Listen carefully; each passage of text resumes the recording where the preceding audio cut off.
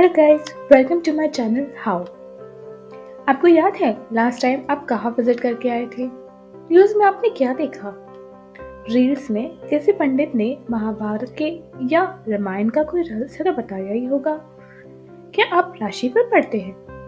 I am sure इसमें से किसी ना किसी चीज में आपने भगवान के बारे में कुछ ना कुछ सुना, पढ़ा या देखा होगा। In today's fast-paced world, a fascinating question arises. क्यों बढ़ रही है इतनी आस्था? Faith or Astha has become an integral part of people's life, not just in religions, but in various forms of belief systems. From temples to churches to online spiritual communities, the rise in faith is visible everywhere. पर ऐसा क्यों? Is it due to societal pressures, personal crisis, or in search of deeper meaning? आज हम बात करेंगे historical, social and psychological aspects of faith's increasing prominence. We'll also explore how this surge in Astha impacts individuals as well as society as a whole. आस्था का concept बहुत पुराना है। आपने भी अपने बचपन में अपने पेरेंट्स, दादी नानी से कान्हा जी की, होली की, दिवाली की बहुत सारी पौराणिक कथाएं सुनी होंगी। आप में से बहुतों का नाम तो कान्हा, लल्ला इस तरीके से बचपन में रखा भी गया होगा। इसी तरह ancient civilizations like the Indus Valley Egypt civilization placed immense emphasis on spirituality and divine connections. In India, faith has always been a cornerstone. Whether it was the Bhakti movement or the Sufi traditions, every era witnessed a reawakening of faith. Even British colonialism was not able to challenge this.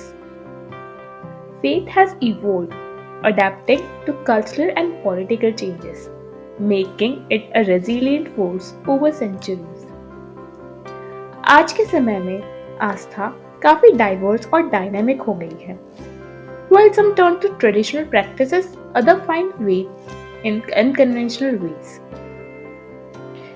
Social media platforms पर spiritual influencers आजकल काफी popular हो रहे हैं, जो लोगों की आस्था का फायदा उठाकर सही गलत ऊट पटांग कुछ भी बताते हैं. मासूम बच्चे पंडित बनकर कुछ भी बोलते हैं, कुछ भी करते हैं जो उनसे बुलवाया करवाया जाता है. लेकिन apps like Calm and Headspace offer meditation and mindfulness rooted in faith-based principles. इसीलिए सोशल मीडिया या टेक्नोलॉजी का बहुत ज़्यादा इस चीज़ पर फर्क पड़ता है कि आप स्पिरिचुअली किस बैकग्राउंड पे जाते हैं, because now we are much expose to it. इसके अलावा pandemics like corona, climate changes, economic uncertainties, fights among various countries, इन सब चीज़ों के बीच लोगों को एक स्पिरिचुअल एंकर की ज़रूरत पड़ती है. Faith provides solace in such turbulent times. Faith often acts as a coping mechanism. जब कोई मुश्किल समय में आता है, लोग आस्था की तरफ मुड़ते हैं. But why?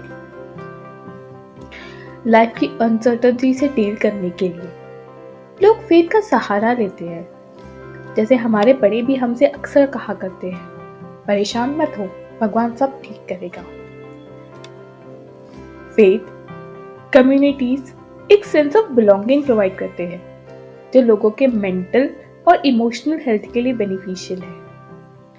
Even research show that spirituality and faith can have positive effects on mental wellbeing. Faith एक बहुत पर्सनल चॉइस का मैटर है. इसका एक बड़ा सोशल इम्पैक्ट भी है, जैसे कि चैरिटी एंड वेलफेयर. बहुत सारे NGOs often contribute to social causes. For example, गुरुद्वारास में लंगर. इसी तरह social harmony, जैसे कि while faith can unite communities, it has also the potential to divide. इसका एक जीता जागता सबूत है इंडिया में धर्म के नाम पर हो रहे टाइम पर disputes. But when we talk about faith, The question arises, what about science? Faith और साइंस का रिलेशनशिप हमेशा कंट्रोवर्शियल ही रहा है, लेकिन क्या दोनों कोएग्जिस्ट कर सकते हैं? Because faith answers the while coefficient, while science answers the how coefficient. यहाँ तक कि scientists like Einstein also believe that there is a higher power showing that faith and science exist together. Urbanisation और isolation की वजह से भी faith increase हो रहा है। जैसे कि हम में से बहुत सारे लोग अपने छोटे छोटे शहर छोड़कर बड़ी बड़ी सिटीज में बस जाते हैं। सिटीज के हसल बसल में पीपल फील आइसोलेटेड। फेथ उन्हें एक इमोशनल सपोर्ट प्रोवाइड करता है। 9 to 5 की जॉब जो अब 9 to 5 की लगती भी नहीं है, उससे कहीं ज़्यादा आगे पहुंचकर 70 घंटे 90 घंटे की डिबेट्स चलने लगी है। इसमें उसके पॉलिटिक्स में लोग परेशान होकर वहां से निकलने के लिए मेंटल पीस ढूंढते हुए फेथ का रास्ता अपनाते हैं। मॉडर्न लाइफ के मटेरियलिज्म के पीछे लोग डीपर मीनिंग के लिए आस्था की तरफ बढ़ रहे हैं। जब पॉलिटिकल सिस्टम्स फेल हो रहे हैं, चीजें बहुत ज्यादा अनप्रेडिक्टेबल होती जा रही है, फेथ एक ट्रस्टेड एंकर बन जाता है। पर सोशल मीडिया का शो ऑफ ये भी एक एंगल है जिसे थोड़ा सा गौर करने की जरूरत है। फेथ का एक डिजिटल डायमेंशन भी है। सोशल मीडिया प्लेटफॉर्म्स लोगों को अपनी आस्था शोकेस करने का एक स्टेज प्रोवाइड करता है, जहां लाइक्स, डिसलाइक्स और कमेंट की तरह सोशल वैलिडेशन बन जाता है।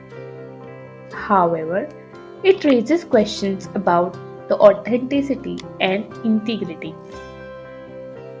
यही कि क्या इस सब का सीरियस मीनिंग है?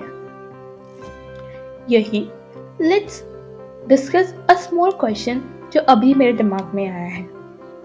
अगर केदारनाथ, प्रेम मंदिर या इसी तरह के किसी बड़े रिलीजियस प्लेस पे फोन बैन कर दिए जाए, फोटोग्राफी बैन कर दी जाए या मंदिर के बाहर खड़े रहकर रील्स बनानी बैन कर दी जाए, तब भी वहां लोग इतने जाएंगे?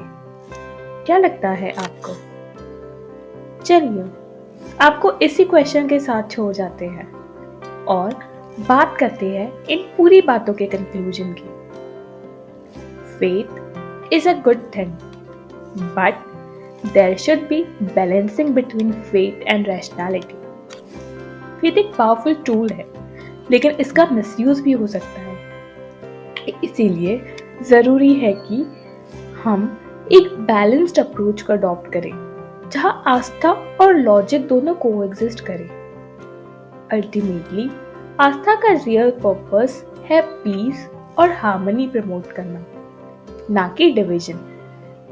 Being a little more spiritual person, I only believe that भगवान आपसे ये नहीं कह रहे कि ये करो वो मत करो।